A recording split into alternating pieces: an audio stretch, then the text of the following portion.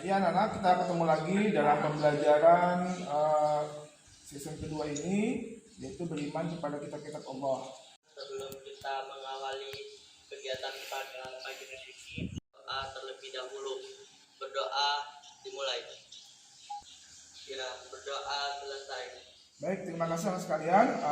Ini ada pembelajaran kita yang kedua.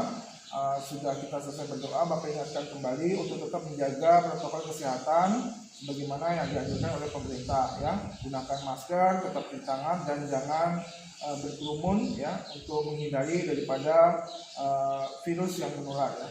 Baik anak sekalian, untuk yang kedua Bapak sampaikan juga adalah tentang tujuan pembelajaran, ya. Tujuan pembelajaran di sini adalah kalian nanti untuk bisa memberikan penjelasan berkaitan dengan iman kepada kitab-kitab Allah, ya. Kemudian membedakan antara kitab dengan suhuf, ya. Kemudian nanti kalian juga mencari dalil yang berkaitan dengan iman kepada kitab Allah, dan juga nanti kalian memberikan penjelasan kandungan yang terdapat di dalam kitab-kitab suci Allah Subhanahu wa taala. Nanti kalian berikan presentasinya setelah mendapatkan data-data yang sudah kalian kumpulkan. Oke ya, anak-anak sekalian sudah siap ya? Ya, Pak. Oke, anak sekalian ya. Assalamualaikum, masih bersama Bapak? Ya, Pak. Oke ya, mikrofonnya diaktifkan ya.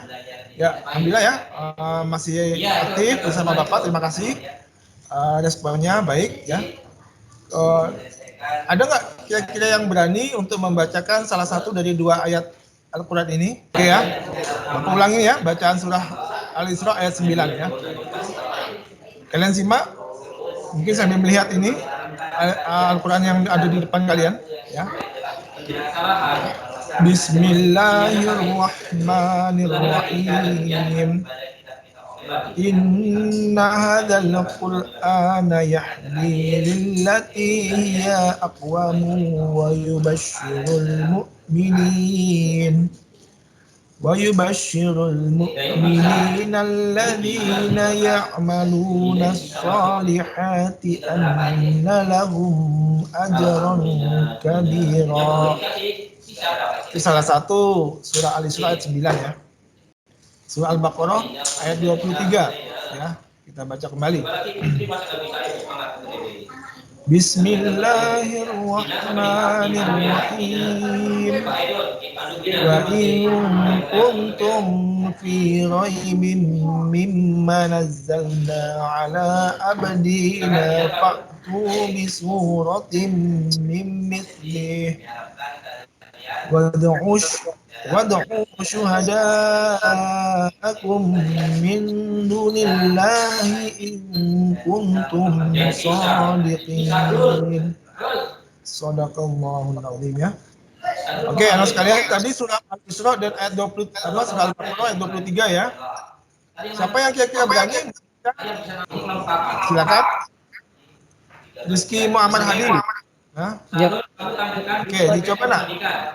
Boleh, yang mana? Rizky ingin surahnya. Ya, silakan dicoba. A'udzu billahi minasy syaithanir rajim. Bismillahirrahmanirrahim.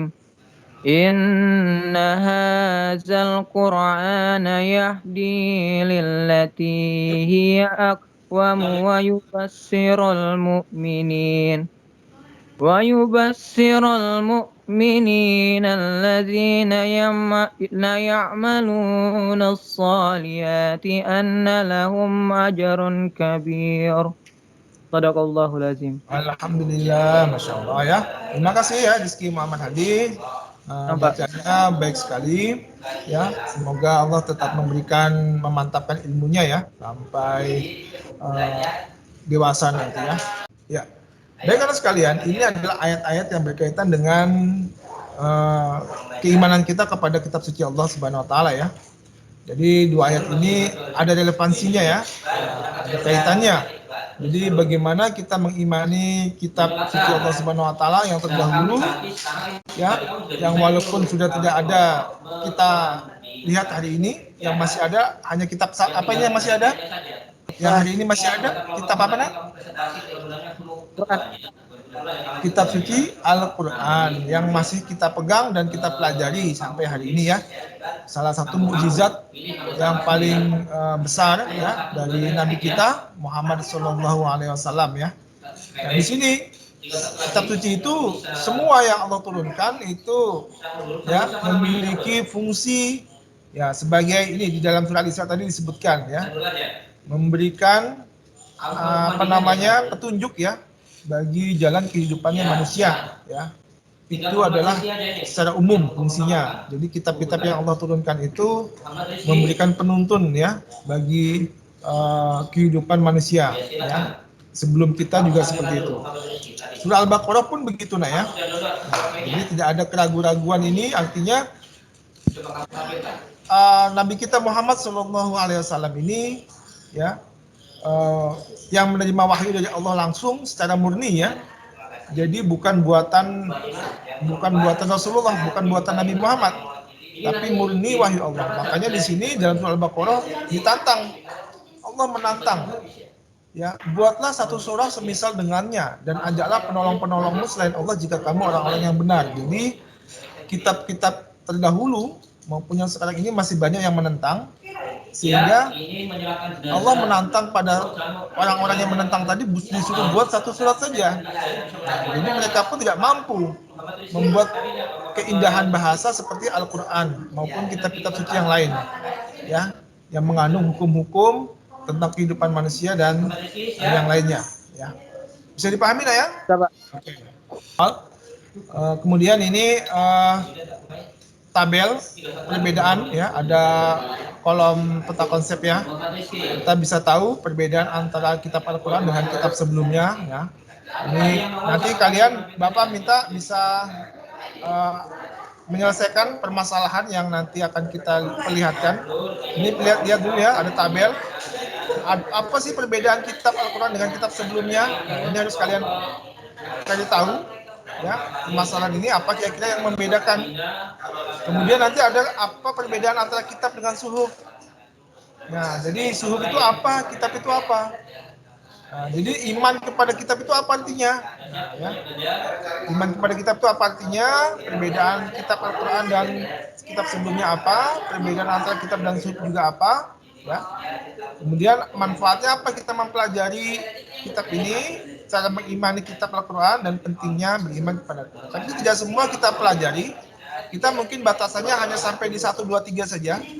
Ya, jadi nanti sampai di sini saja kalian bisa menggali informasi dari semua permasalahan yang ada ini. Selanjutnya, nah ini ya. Coba kalian lihat gambar ini. Bagaimana gambar yang ada di depan kalian ini? Coba amati gambar ini. Ada yang bisa memberikan ilustrasi. Gambar ini gambar apa nih? Gambar nomor 1, gambar nomor 2 ini. Coba siapa yang bisa berikan ilustrasi gambar nomor 1? Al-Quranul Karim. Ya, tentang mushaf ya. Oh, oke. Ada lagi yang lain? Nah, tadi nomor 1 kata temannya itu tentang mushaf Al-Quranul Karim ya. Ada lagi? Yang lainnya? Suhuf. Ada juga yang menyampaikan suhuf. Suaranya kecil ya. Coba agak besar nggak? Mungkin volumenya belum diperbesar. Ini adalah bagian daripada mushaf, tetapi ini sebenarnya adalah suhuf. Ya, artinya apa? Ini suhuf ini masih dalam bentuk apa nak? Masih dalam bentuk lembaran. Iya, lembaran ya. Nah, dulu Al-Quran itu atau kitab-kitab terdahulu itu masih tertulisnya ya dalam bentuk lembaran-lembaran saja, tidak terkumpul atau tidak dijadikan satu ya. Jadi terpisah-pisah. Seperti inilah kurang lebih contohnya. Gambarnya ada yang dituliskan di batu ya. Ya, pokoknya digunakan yang bisa untuk media untuk menulis ya pada saat itu ya, apa saja ditemukan. Tapi yang benda-benda yang halal, yang benda yang haram tidak diperkenankan ya. Nah, jadi seperti ini bentuknya suhuf kurang lebihnya ya. Salah. Baik. Nah, di sini yang Bapak perlihatkan ini yang Bapak gerakkan ini adalah diskusi kita hari ini. Kurang lebih ada 4 poin ya diskusi kita. Nah, pertama, iman kepada kitab. Ada yang bisa kasih definisi, apa itu iman kepada kitab? Iman itu apa artinya iman?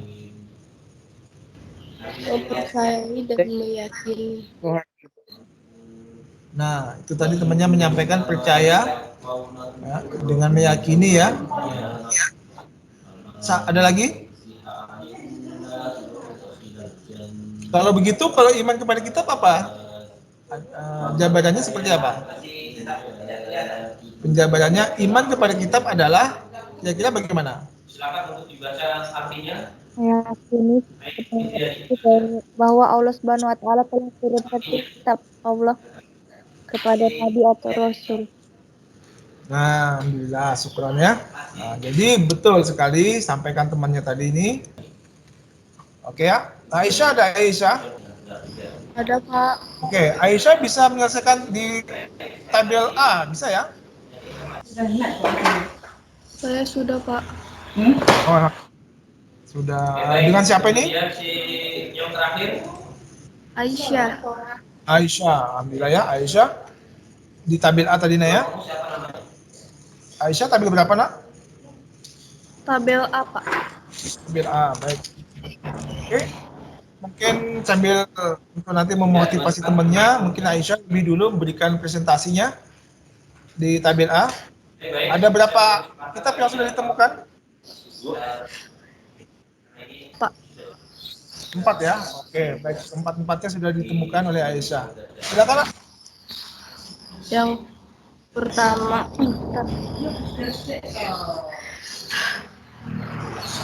ada 4 kitab yang diturunkan oleh Allah melalui perantara Nabi. Yang pertama, kitab Zabur yang diturunkan oleh kepada Nabi Musa. Kedua, ada kitab Taurat yang diturunkan kepada Nabi Musa. Oke, betul. Ketiga, kitab Injil yang diturunkan oleh Nabi Isa. Dan keempat, ada kitab Al-Quran yang diturunkan oleh Nabi Muhammad. Pengertian kitab Zabur. Kitab Zabur berasal dari kata Zabara yasburu yang berarti menulis. Makna aslinya adalah kitab yang tertulis. Zabur dalam bahasa Arab dikenal dengan sebutan Mazmur, jamaknya Mazmir. Dalam bahasa Ibrani disebut Mizmar, yaitu nyanyian rohani yang dianggap suci. Sebagian ulama menyebutkan Mazmur yaitu salah satu kitab suci yang diturunkan sebelum Al-Quran selain Taurat dan Injil. Dalam bahasa Ibrani, istilah Zabur berasal dari kata Mizmar yang berarti lagu atau musik. Mazmir dan Mizmar merupakan pengembangan dari kata Zamar, yaitu artinya nyanyian pujian. Zabur adalah kitab suci yang diturunkan Allah Subhanahu wa taala kepada kaum Bani Israel melalui utusan yang bernama Nabi Daud. Bagaimana dengan kesimpulan? Kira-kira kesimpulannya apa, nak? Kesimpulannya pelajaran kita hari ini adalah kita harus meyakini bahwa meyakini semua kitab-kitab yang telah diturunkan oleh Allah. Oke, nah ya. Nah, ini kesimpulannya temannya tadi menyampaikan dengan baik ya dan jelas. Baik kalau sekalian, ini nanti ada link yang bisa kalian akses ya, yang sudah Bapak share juga, silakan dibuka kemudian dikerjakan. Baik kalau sekalian, untuk menutup kegiatan kita hari ini, mari kita kita berdoa bersama-sama setelah belajar. Oke, silakan dibacakan dulu. A'udzu billahi minasyaitonir rajim. Bismillahirrahmanirrahim.